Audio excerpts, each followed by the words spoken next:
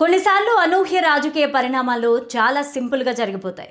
ఆ మాటకొస్తే మీడియా కూడా అలాంటి సన్నివేశాల్ని మిస్ అవుతూ ఉంటుంది. సోమవారం తెలంగాణ రాష్ట్ర ముఖ్యమంత్రి రేవంత్ రెడ్డి అధ్యక్షతన జరిగిన ప్రెస్ మీట్ ఇందుకు నిదర్శనగా చెప్పొచ్చు. మీడియా భేటీ జరిగిన వేదికను చూస్తే బ్యాక్గ్రౌండ్లో CM Revanth photo, Telangana rising one symbol ఒకవైపు, మరొక వైపు తెలంగాణ అధికారిక లోగో, మధ్యలో సీఎం రేవంత్ రెడ్డి ఫోటో పెట్టడం. దానికి ముందు కాంగ్రెస్ సర్కారుకు సంబంధించిన కీలక నేతలు ఉప ముఖ్యమంత్రి బట్టి విక్రమార్క, మంత్రులు పొంగులేటి, కోమటిరెడ్డి, సీతక్కతో పాటు పలువురు నేతలు తోడు ఉండగా ప్రెస్ మీట్ నిర్వహించారు. ఈ వీడియోని చివరి వరకు చూడండి. ప్లీజ్ లైక్ చేయండి, షేర్ చేయండి, అలాగే బెల్ బటన్ నొక్కి సబ్స్క్రైబ్ చేసుకోవడం మర్చిపోకండి. ఇక హెడ్లైన్స్ చూద్దామా? సరైన సమయంలో తాను స్ట్రాంగ్ లీడర్ అన్న సంకేతాన్ని ఇచ్చిన సీఎం రేవంత్. తన మాటే అల్టిమేట్ అన్నట్లుగా కేసీఆర్ తీరు.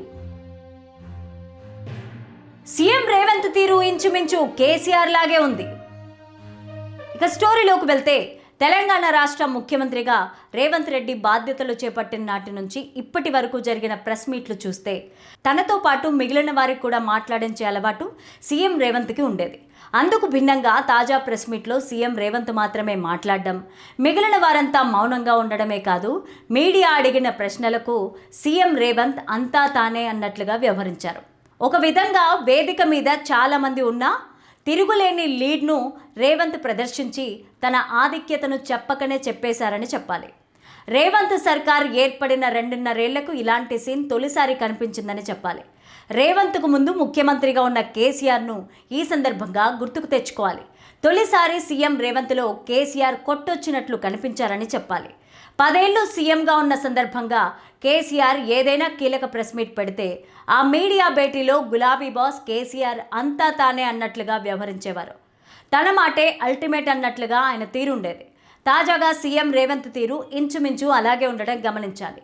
ఇప్పటి వరకు రాష్ట్ర రాజకీయాలు, ప్రతిపక్ష నేత కేసీఆర్ గురించి మాట్లాడే రేవంత్ అందుకు భిన్నంగా ఈసారి తన మీడియా భేటీ మొత్తం కేంద్రంలోని మోడీ సర్కారును, చట్టసభల్లో సీట్ల పెంపు అంశంపై ఎన్డీఏ ప్రభుత్వ విధానాన్ని పూర్తి స్థాయిలో వ్యతిరేకించడమే కాదు, తనదైన కొత్త ఫార్ములాను వినిపించడం ద్వారా కొత్త చర్చకు తెరతీశారు. రాజకీయ విమర్శల కంటే కూడా చట్టసభల్లో సీట్ల పెంపు అంశంపైన కేంద్రం తీసుకొచ్చిన విధానం ఏమాత్రం బాగోలేదన్న విషయాన్ని సీఎం రేవంత్ తేల్చి చెప్పినట్లయింది. సాధారణంగా కేంద్రం తెచ్చే ప్రతిపాదనల్ని వ్యతిరేకించే సమయంలో మాజీ ముఖ్యమంత్రి కేసీఆర్ సైతం ఇదే తీరులో వ్యవహరించేవారు. ఇప్పుడు సీఎం రేవంత్ సైతం అదే విధానాన్ని ఫాలో కావడం గమనించాలి. మొత్తంగా మొదటిసారి గులాబీ బాస్ కేసీఆర్ వ్యవహార శైలిని సీఎం రేవంత్ ప్రదర్శించారని చెప్పాలి. అంతేకాదు, పార్టీలోనూ ప్రభుత్వంలోనూ తనకున్న పట్టును చెప్పకనే చెప్పేశారు. అంతేకాదు, కీలక నేతను తన చుట్టూ కూర్చోబెట్టుకొని తాను మాత్రమే మాట్లాడడం, మిగిలిన వారంతా మౌనంగా ఉండడం చూస్తే అందరూ తన మాటకు కట్టుబడి ఉన్నారన్న విషయాన్ని సీఎం రేవంత్ తన చేతులతో చూపించారని చెప్పాలి. కీలక మంత్రులతో కలిసి ప్రెస్ మీట్ పెట్టడం ద్వారా దీనికి జాతీయ స్థాయిలో గుర్తింపు లభించేలా సీఎం రేవంత్ జాగ్రత్తలు తీసుకున్నారనే చెప్పాలి. మొత్తంగా తనను తాను స్ట్రాంగ్ లీడర్ అన్న సంకేతాన్ని సరైన సమయంలో ప్రదర్శించిన సీఎం రేవంత్ స్ట్రాటజీ అదిరినట్లు చెప్తున్నారు. ఇకపోతే డీలిమిటేషన్ ప్రక్రియ విషయంలో కేంద్ర ప్రభుత్వం అనుసరిస్తున్న తీరును తీవ్రంగా ఖండిస్తున్న సీఎం రేవంత్ రెడ్డి మోదీ సర్కార్ పైన యుద్ధం చేసేందుకు రెడీ అయ్యారు. ఈ నేపథ్యంలోనే దక్షిణాది రాష్ట్రాల మద్దతును కూడగట్టే ప్రయత్నాలు చేస్తున్నారు. నియోజకవర్గాల పునర్విభజన విషయంలో దక్షిణాది రాష్ట్రాలు ఐక్యంగా ఉండాలని పిలుపునిచ్చారు. ఈ క్రమంలోనే స్టాలిన్కు రేవంత్ రెడ్డి లేఖ రాశారు. డీలిమిటేషన్ పైన దక్షిణాది రాష్ట్రాల సీఎంలు కలిసి రావాలని రేవంత్ రెడ్డి విజ్ఞప్తి చేశారు. నియోజకవర్గాల పునర్విభజన విషయంలో కేంద్ర ప్రభుత్వం అనుసరిస్తోన్న వైఖరి దక్షిణాది రాష్ట్రాలకు తీవ్ర అన్యాయం జరుగుతోందని గత కొన్ని రోజులుగా తీవ్ర ఆందోళన వ్యక్తం చేస్తున్న తెలంగాణ ముఖ్యమంత్రి రేవంత్ రెడ్డి ఇప్పటికే మోదీ సర్కారుకు పలు సూచనలు చేశారు. అదే సమయంలో తాజాగా కేంద్రం డీలిమిటేషన్ ప్రతిపాదనలు విడుదల చేయడంతో దానికి సంబంధించి ప్రధానమంత్రి నరేంద్ర మోదీకి సీఎం రేవంత్ రెడ్డి లేఖ కూడా రాశారు. అదే సమయంలో ఈ విషయంలో దక్షిణాది రాష్ట్రాలను ఏకం చేసే పనిలో పడ్డారు. ఇందులో భాగంగానే తమిళనాడు ముఖ్యమంత్రి ఎంకే స్టాలిన్కు రేవంత్ రెడ్డి తాజాగా లేఖ రాశారు. ఈ సందర్భంగా నియోజకవర్గాల పునర్విభజన అంశంపై దక్షిణాది రాష్ట్రాల ఐక్యతకు రేవంత్ రెడ్డి పిలుపునిచ్చారు.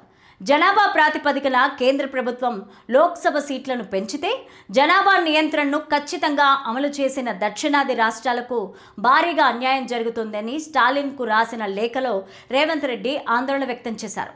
గత కొద్ది దశాబ్దాలుగా దక్షిణాది రాష్ట్రాలు జనాభా నియంత్రణలో కఠిన చర్యలు చేపట్టి జనాభా విస్ఫోటనాన్ని అడ్డుకున్నాయని, ఇప్పుడు అదే పార్లమెంటులో దక్షిణాది రాష్ట్రాల రాజకీయ ప్రాతినిధ్యం తగ్గే ప్రమాదం పొంచి ఉందని పేర్కొన్నారు. ఈ నేపథ్యంలోనే డీలిమిటేషన్ విషయంలో దక్షిణాది రాష్ట్రాల గొంతులను బలంగా వినిపించాల్సిన అవసరం ఉందని, దానికి సమయం కూడా వచ్చిందని రేవంత్ రెడ్డి వెల్లడించారు. ఈ విషయంలో దక్షిణాది రాష్ట్రాలన్నీ కలిసి పోరాడాలని ఆ లేఖలో పేర్కొన్నారు. తమిళనాడు, తెలంగాణ రాష్ట్రాలు మాత్రమే కాకుండా ఇతర దక్షిణాది రాష్ట్రాలైన కేరళ, ఆంధ్రప్రదేశ్, కర్ణాటక రాష్ట్రాల సీఎంలతో కూడా సమన్వయం చేసుకుంటూ అంతా కలిసి ఒక ఉమ్మడి కార్యాచరణను తయారు చేయాల్సిన అవసరం ఉందని రేవంత్ రెడ్డి ప్రతిపాదించారు.